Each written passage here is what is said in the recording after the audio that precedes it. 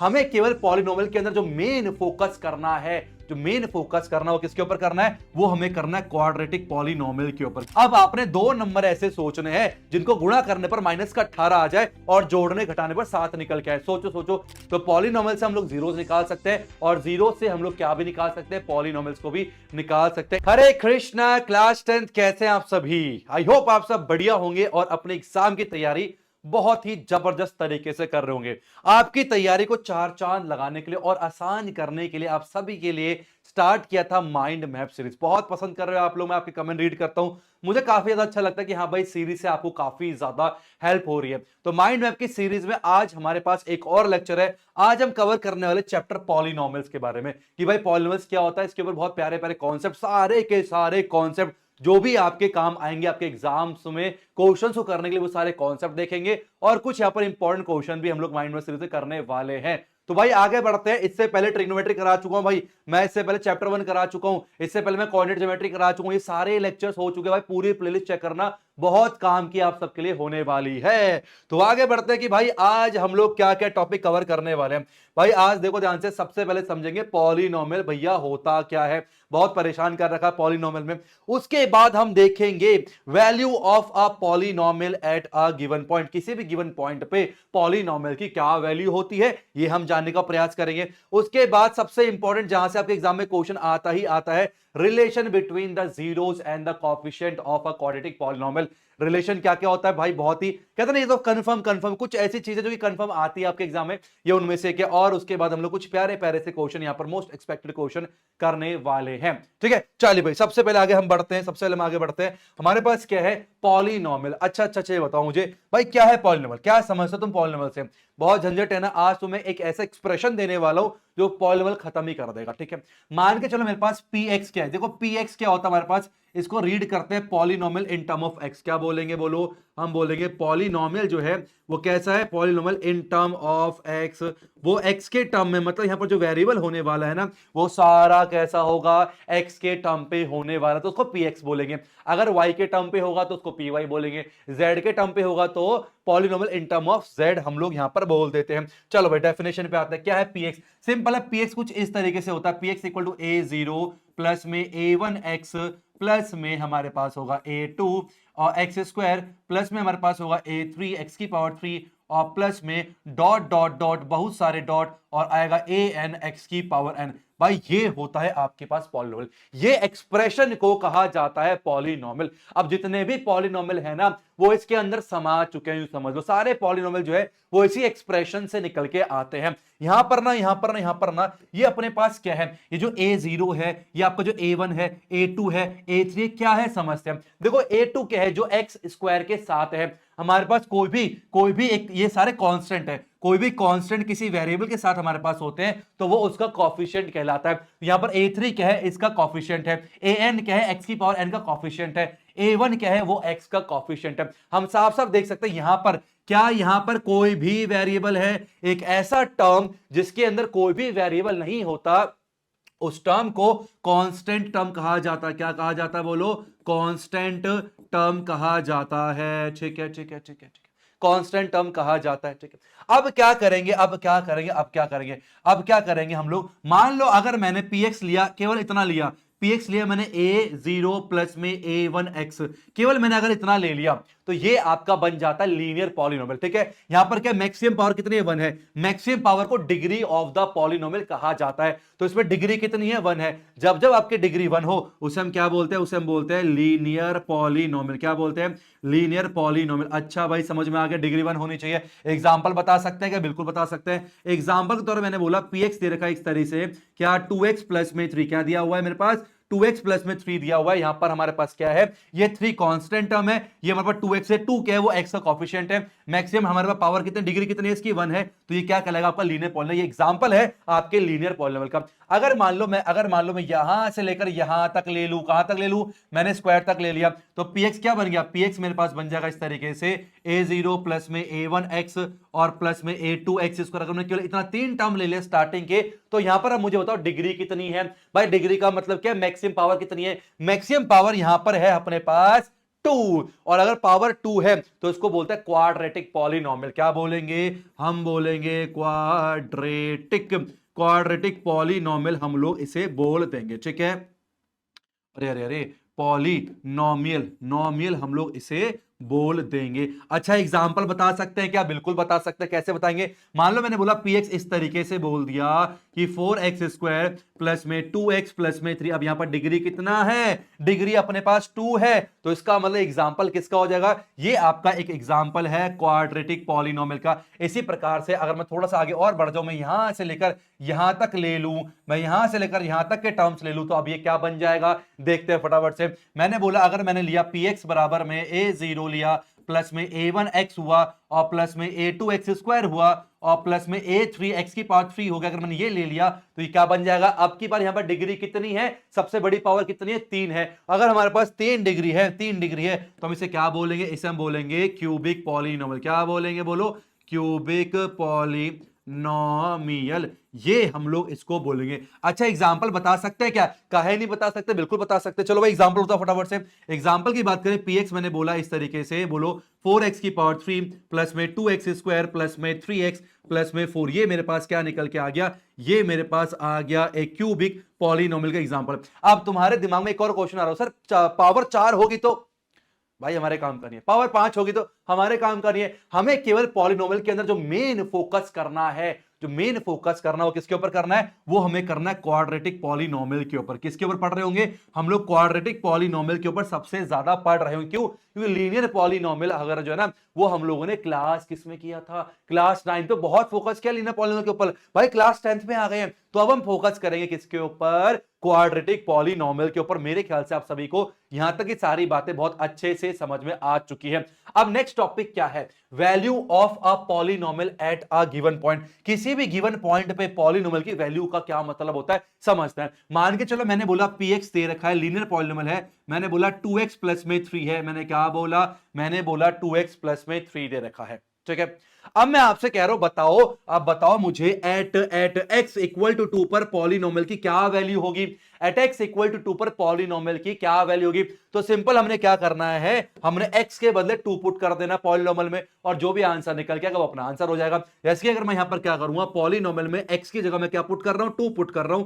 कितना आएगा बताओ? ये आएगा 2 मल्टीप्लाई बाय 2 और प्लस में 3 निकल के आएगा। 2 2 जा 4 हो गया, प्लस में 3 निकल के आ गया। तो पॉलिनोमियल में अगर 2 पुट करेंगे तो 4 2 कितना, 4 3 7 निकल के आएगा। तो ये हमारे पास 7 वैल्यू हो जाएगी। बात समझ में आया नहीं है? बहुत ही आसान था। अच्छा, एक और क्वेश्चन मैं आप लोगों से पूछना चाहता हूं, पूछ लूं क्या? चलो पूछ लो, सर पूछने वाली क्या बात है। चलो भाई, सेकंड मैंने बोला px दे रखा है मुझे इस तरीके से 3x माइनस में 3। क्या दिया मुझे? px 3x माइनस में 3 दे रखा है, ठीक है। चलो, अच्छा मुझे आप लोग बताओ, at x is equal to 2 पर इसने क्या वैल्यू दी है? बताओ जरा फटाफट से। सबका आंसर चाहिए कमेंट सेक्शन में, फटाफट बताओ। चलो कर दे कमेंट, मैं बताता हूं कितना आंसर आएगा। तो अगर पॉल में 2 पुट करूं, कितना निकल के आएगा? ये अपने 3 मल्टीप्लाई बाय 2 माइनस में 3 निकल के आ गया। तो 3 6 माइनस में 3, तो p2 कितना निकल के आ गया? ये आपका 3 निकल के आएगा, ठीक है। यहां तक पॉलिनोमियल में 2 पुट करने पर आंसर कितना है? 3 निकल के आए। अच्छा, एक लास्ट क्वेश्चन मैं पूछ सकता हूं आपसे, ठीक है। एक लास्ट क्वेश्चन मैं पूछ सकता हूं। मैंने बोला बताओ एट x इक्वल टू 1 पर क्या वैल्यू होगी? क्या पूछा मैंने? एट x इक्वल टू 1 पर क्या वैल्यू होनी चाहिए? तो आप लोग क्या जवाब दोगे? भाई बहुत आसान है, हम बोलेंगे भाई पॉलिनोमियल 1 पुट कर रहे हैं, तो आएगा 3 मल्टीप्लाई बाय 1 माइनस में 3 निकल के आ गया। तो p1 कितना हो जाएगा? 3 माइनस में 3, तो p1 कितना आ गया? 0 निकल के आ गया। भाई 0 आना ना आम बात नहीं है, साधारण बात नहीं है। ये बात ध्यान रखना, जिस भी x के पास वो शक्ति है कि वो पॉलिनोमियल को 0 कर सकता है, उस x को कहा जाता है जीरोस ऑफ द पॉलिनोमियल। एक बात बताओ, यहां पर जब मैंने x को 2 पुट किया,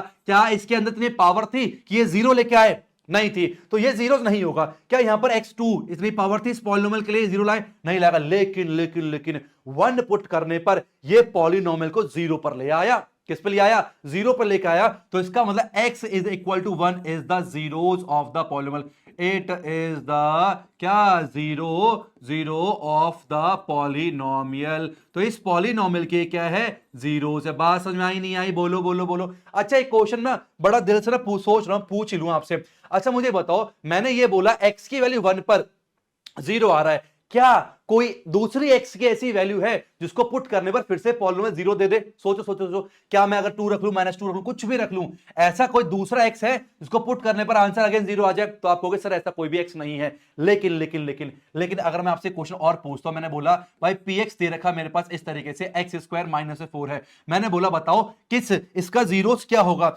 x की क्या वैल्यू है जिसको पुट करने पर आंसर जीरो आ जाए? आपके दिमाग में आ रहा है सर 2 पुट करो ना, एक काम करो, तो x की जगह मैं 2 पुट करूंगा तो p में 2 पुट करा, कितना आया 2 का स्क्वायर -4, जो कि कितना आ गया 4 - 4 = 0। अरे वाह क्या बात है, तो 2 क्या है, 2 इसका जीरो है। अब मैं आपसे क्वेश्चन पूछता हूं, बताओ 2 के अलावा क्या कोई और x की ऐसी वैल्यू है जिसको पुट करने पर फिर से आंसर जीरो आ जाए? सोचो सोचो सोचो, कुछ कह रहे होंगे नहीं है सर नहीं है, अरे है, क्या है, -2। यस, जो बच्चों ने -2 सोचा है बहुत बढ़िया। तो x की वैल्यू -2 अगर पुट करेंगे ना, इस केस में भी आंसर देखो कितना आएगा, -2 पुट करेंगे तो -2 का स्क्वायर -4 कितना आ गया, 4 - 4 अगेन आपका जीरो निकल के आ गया। अरे इसमें और इसमें क्या अंतर था, क्या अंतर था, यहां पर तो केवल एक जीरो निकल के आया, पर यहां पर ससुर दो जीरोस निकले, कितने, दो। ऐसे अगर पावर 3 है तो 3 क्या पता है, क्या मेन मुद्दा ये है, जितनी डिग्री होती है ना उतने ही जीरोस निकल के आते हैं। यहां पर डिग्री क्या वैसे गलती नहीं है, यहां डिग्री 1 है, जब डिग्री 1 है तो एक जीरो निकल के आए, यहां डिग्री कितनी है 2 है तो 2 जीरो निकल के आए। ऐसे ही अगर आपके एग्जाम में पूछा जाए कि क्यूबिक पॉलिनोमियल के कितने जीरोस होंगे तो क्या बोलोगे, 3 जीरोस होंगे। तो जितनी ज्यादा डिग्री उतने ज्यादा जीरोस, जितनी ज्यादा डिग्री उतने ही क्या होते हैं, जीरोस निकल के आते हैं। तो भाई हम लोग पढ़ने वाले क्वाड्रेटिक पॉलिनोमियल के बारे में, तो अब आपको अच्छे से समझ में आ गया है कि क्वाड्रेटिक पॉलिनोमियल के कितने जीरोस होंगे, 2 जीरोस निकल रहे होंगे। चले भाई, अब हम इतना समझ आ गया, अब थोड़ा सा आगे बढ़ते हैं, हम लोग आगे बढ़ते हैं। Relation between the zeros and the coefficient of a quadratic polynomial. जब भी बात करते हैं रिलेशन जीरोस, आपको सबसे पहले ना जीरोस निकालना आना चाहिए। क्या निकालना चाहिए, जीरोस निकालना आना चाहिए। भाई लीनियर पॉलिनोमियल का जीरोस निकालना हमने क्लास 9 में सीखा था, बहुत आसान होता है, और क्वाड्रेटिक पॉलिनोमियल का भी जीरोस निकालना आप सभी को आना चाहिए। कैसे निकालते हैं मैं आपको समझा दूं, ठीक है। मान लो सबसे पहले बात करते हैं लीनियर पॉलिनोमियल, किसकी बात करते हैं, अगर मैंने बात किया लीनियर पॉलिनोमियल की, तो कैसे इसके जीरोस निकालते हैं फटाफट से देखते हैं। मान लो मैंने बोला px दे रखा है इस तरीके से 2x - 6, और मुझे बोला जाता है भाई इसका क्या निकालना है, इसके जीरोस निकालने हैं। तो क्या करूंगा, मैं px को जीरो के बराबर पुट कर दूंगा, कितना आएगा 2x - 6 बराबर 0 हो जाएगा, और 2x बराबर प्लस का 6 हो जाएगा, और x आ गया 6/2, जो कितना आ गया 3 निकल के आ गया। तो x बराबर में 3 क्या है, इसका जीरोस निकल के आ गया। लेकिन लेकिन लेकिन ये तो आम बात था, बच्चों वाली खेल है, तो हम क्या पढ़ रहे हैं, क्वाड्रेटिक पॉलिनोमियल, और क्वाड्रेटिक पॉलिनोमियल का जो जीरोस निकाला जाता है उसको मेथड का नाम होता है मिडल टर्म स्प्लिट मेथड। किसका नाम हो, क्या होता है, middle term split method, middle term split method. इस मेथड से हम लोग किसी भी क्वाड्रेटिक पॉलिनोमियल का क्या निकाल रहे होते हैं, किसी भी क्वाड्रेटिक पॉलिनोमियल का हम लोग जीरोस निकाल रहे होते हैं। तो आइए मैं आपको समझाता हूं कि क्वाड्रेटिक पॉलिनोमियल का जीरोस कैसे निकाला जाता है, फिर कोएफिशिएंट के ऊपर हम बाद में आएंगे। फिर क्या बोला मैंने, कोएफिशिएंट के ऊपर हम बाद में आएंगे, ठीक है। चलो भाई पहले क्वेश्चन लेते हैं फटाफट से। मान लो हमारे पास बोला गया है कि find the zeros of the polynomial this, इसके मुझे जीरोस निकाले। अभी क्वेश्चन को पूरा रीड मत करना, अभी क्वेश्चन को केवल इतना रीड करो, मुझे क्या बोला गया है, मुझे क्या निकालना है, जीरोस निकालना है। अब जीरोस कैसे निकालना है समझते हैं आंसर, ठीक है। सबसे पहले एक बात ध्यान रखना, अगर मैं क्वाड्रेटिक पॉलिनोमियल की बात करूं तो ax² और प्लस में bx प्लस में c, ये जो फॉर्म होता है ना, ये हमारे पास जो फॉर्म होता है इसे कहते हैं स्टैंडर्ड फॉर्म। क्या बोलते हैं इसे, बोलो, इसे बोलते हैं standard form of quadratic polynomial. तो जब भी हम क्वेश्चन को सॉल्व करें हमें ध्यान रखना है कि वो स्टैंडर्ड फॉर्म में होना चाहिए। पहले x² आता है, फिर x आता है, फिर c आता है। x² को बोलते हैं, इसे देखो 3 टर्म है इसमें, एक टर्म, 2 टर्म, 3 टर्म। ये पहला टर्म को कहते हैं क्वाड्रेटिक टर्म। क्या कहा जाता है, इस बार नोट कर लो ना, काम की चीज है। जो पहला टर्म हमारे पास है इसको बोलते हैं क्वाड्रेटिक टर्म। क्या बोलते हैं, क्वाड्रेटिक, ये क्वाड्रेटिक टर्म हमारे पास दे रखा है। ये दूसरा जो टर्म हमारे पास है इसे बोलते हैं लीनियर टर्म। क्या बोलते हैं, इसे हम बोलते हैं लीनियर टर्म। और जो सी हमारे पास होता है इसे हम बोलते हैं कांस्टेंट टर्म। क्या बोलते हैं, बोलो, कांस्टेंट टर्म बोलते हैं। तो सबसे पहले अपने पास क्वाड्रेटिक टर्म होना चाहिए, फिर अपने पास लीनियर टर्म होना चाहिए, और फिर अपने पास होना चाहिए कांस्टेंट टर्म। क्या ये हमारे पास जो क्वेश्चन दे रखा है, क्या ये अपनी सही स्थिति में है, बोलो, क्या ये अपनी सही स्थिति में, ये अपनी सही स्थिति में बिल्कुल ये खो चुका है। क्यों भाई, पहले x² हमारे पास दे रखा है, देखो यहाँ पर 6x², ठीक है, पहले x आना चाहिए, तो माइनस का 7x माइनस में 3, तो ये भाई अब क्या हो गया, ठीक हो गया, बिल्कुल सही हो गया। अब सॉल्व कैसे करना मिडिल टर्म स्प्लिट मेथड से, उसके ऊपर गौर कीजिएगा। सबसे पहला काम क्या है, जो भी आपका a है, a का मतलब जो आपका x² के साथ है, और जो भी आपका कांस्टेंट टर्म है जिसमें कोई वेरिएबल नहीं है, इन दोनों को आपस में मल्टीप्लाई किया जाता है। तो 6 मल्टीप्लाई माइनस का 3 कितना आएगा, माइनस का 18 निकल के आएगा। यहां लिखता हूं मैं 6 मल्टीप्लाई बाय माइनस का 3 कितना आ गया, माइनस का 18 निकल के आ गया। तो यहां पर बराबर का साइन छोड़ के माइनस का 18 लिख देंगे, ठीक है। फिर एक और नंबर आपने लिखना है, वो क्या, जो कि आपका x के साथ है, जो कि आपका b है। b कितना है, जो x के साथ है कितना है, माइनस का 7। और यहां पर केवल आपने b को लिखना है। बात समझ आ गई।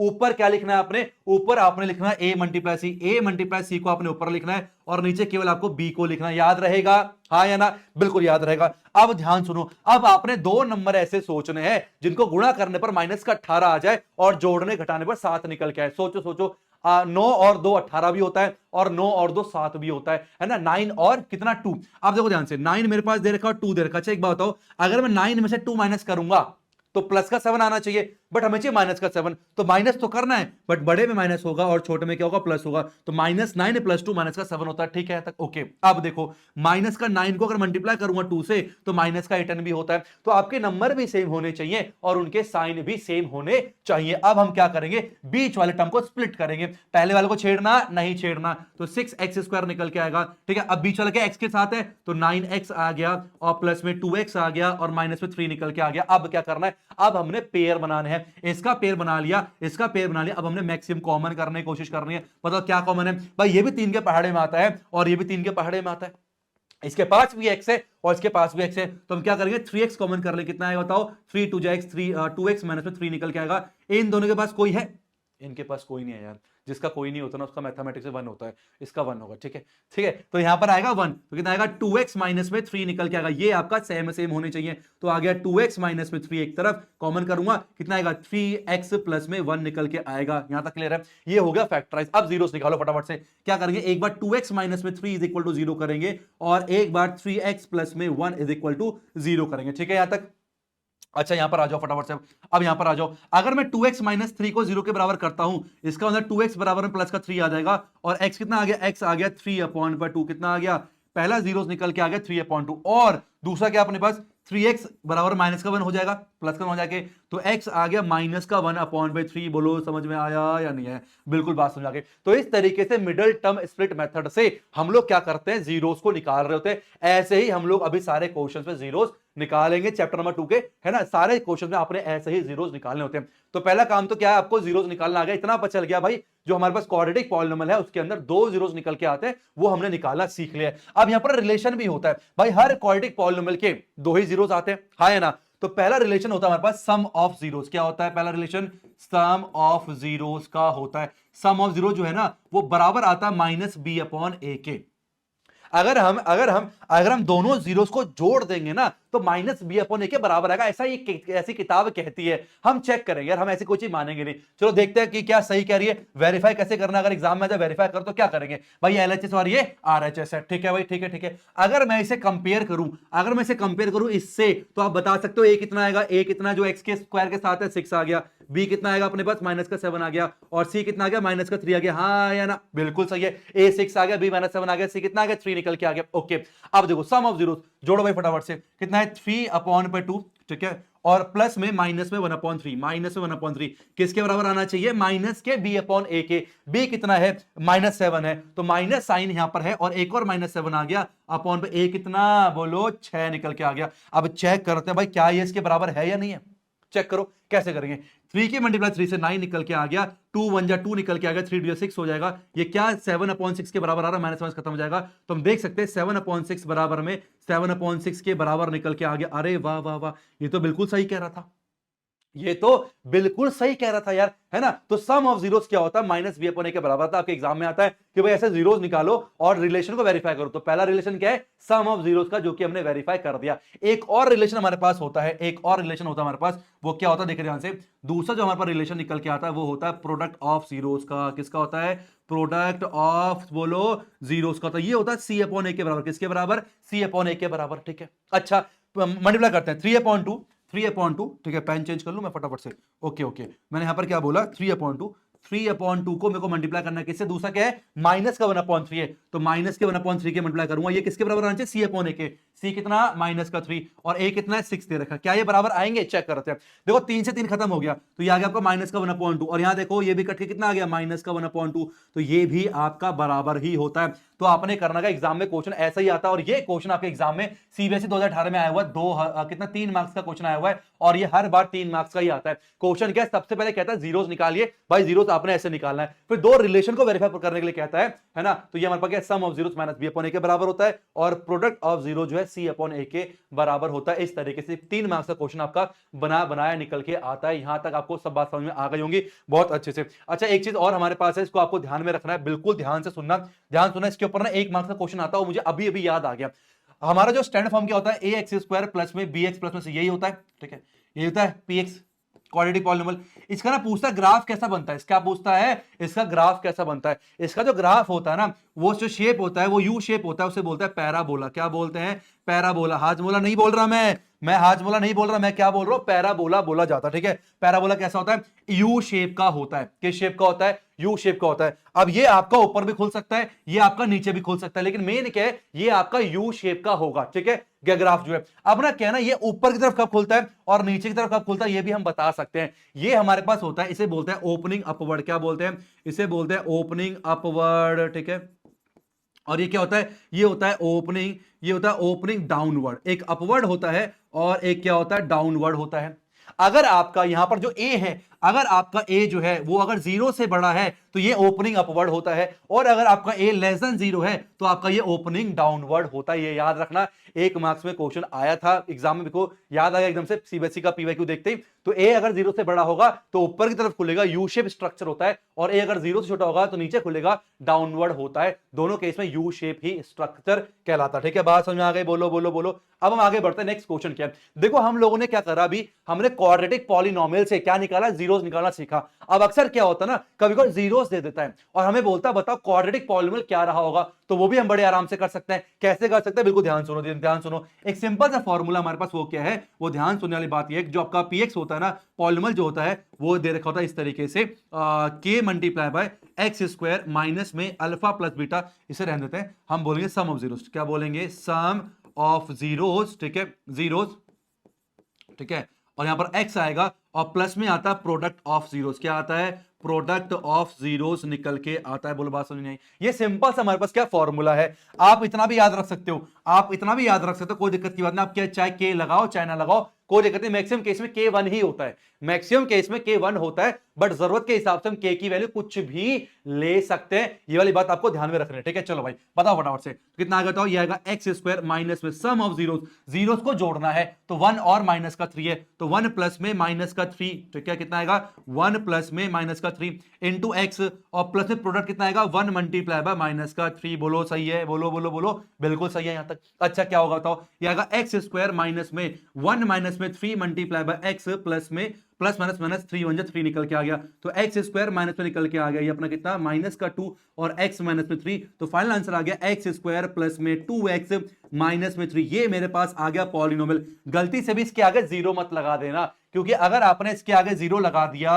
अगर आपने इसके आगे जीरो लगा दिया तो अब ये आपका क्वाड्रेटिक पॉलिनोमियल नहीं है। अब ये क्या बन गया, ये बन गया आपका क्वाड्रेटिक इक्वेशन। जहां पर भी इक्वल टू का साइन आता है, जहां कहीं भी इक्वल टू का साइन आता है, वो क्या बन जाता है, वो बन जाता है आप सभी का इक्वेशन, है ना। तो यहां पर इक्वल टू का साइन नहीं लगाना, क्योंकि क्या बन जाएगा, ये इक्वेशन बन जाएगा, हमें पॉलिनोमियल निकालना था। तो इस तरीके से अगर आपको जीरो दे रखा हो तो आप लोग जो है यहां पर बड़े आराम से पॉलिनोमियल निकाल सकते हैं। तो पॉलिनोमियल से हम लोग जीरोस निकाल सकते हैं, और जीरो से हम लोग क्या भी निकाल सकते हैं, पॉलिनोमियल्स को भी निकाल सकते हैं। इतनी बातें क्या आपको समझ में आई या नहीं आई, मुझे कमेंट सेक्शन में जरूर बताओ। अब आगे चलते हैं, नेक्स्ट क्वेश्चन हमारे पास क्या आता है। अब ये भाई बहुत ही ज्यादा डेंजर क्वेश्चन है, आपके एग्जाम में बहुत बहुत बहुत बार पूछा गया है, इसलिए क्वेश्चन लिया। क्वेश्चन क्या कह रहा है, the zeros of the quadratic polynomial this, क्या होगा, जो भी इसके जीरोस होंगे वो कैसे होंगे। अगर ना आप इसके जीरोस निकालने बैठे ना भाई, कोई बच्चा सोच रहा होगा सर बहुत आसान है, एक काम करते हैं इसके जीरोस निकाल लेते हैं। जीरोस निकालने के बाद ना फिर हम बता देंगे कि दोनों पॉजिटिव होगा तो बहुत पॉजिटिव, दोनों नेगेटिव होगा तो बहुत नेगेटिव। लेकिन अगर उसके जीरोस निकालने बैठे, पहली बात तो उसके जीरोस निकलेंगे भी, निकले इसकी गारंटी भी नहीं है, हो सकता है कुछ देर बाद मुंह से झाग निकल आए और पड़े हुए आराम से, ऐसे क्यों, जीरोस निकला ही नहीं।